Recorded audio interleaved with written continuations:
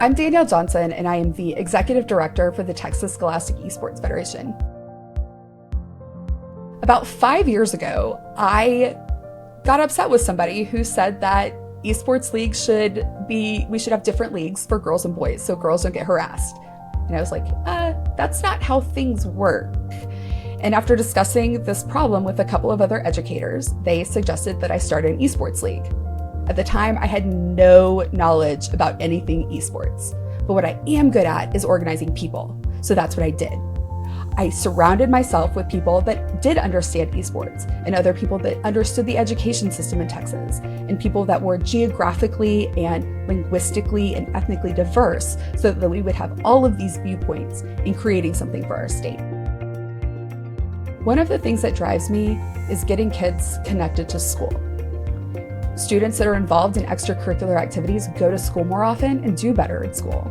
And the more kids are in school, the better outcomes they have in life. So in order to get kids connected to school, we create things that they want to be there for. So that's what really drove me to create this organization, which was supposed to be really small and blew up way bigger than I expected to right away.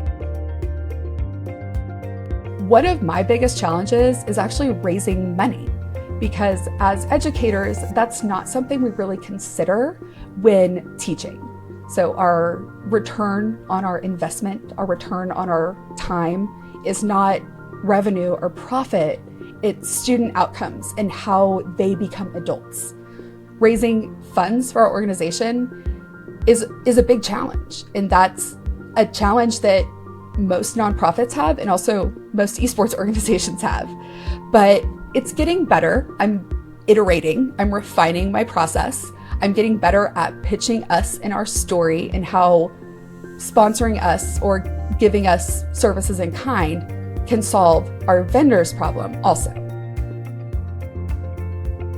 Entrepreneurship is all about solving a problem. In my case, the problem was there was not an equitable or inclusive way to do competitive video gaming at school. I didn't know how to do that from the start, but I asked a lot of questions. I gathered around me a lot of people that did know what they were doing, and together we've kind of figured it out. Entrepreneurship is not about getting it right the first time. It's about iterating, it's about failing a lot, and it's about seeing what problems you can solve for people with your expertise. My advice is always, who's not at the table? And you look around to see who's missing. And if somebody's missing, their voice is not being heard. Sometimes that means you have to step away from the table to make room, but everybody should be represented at the table.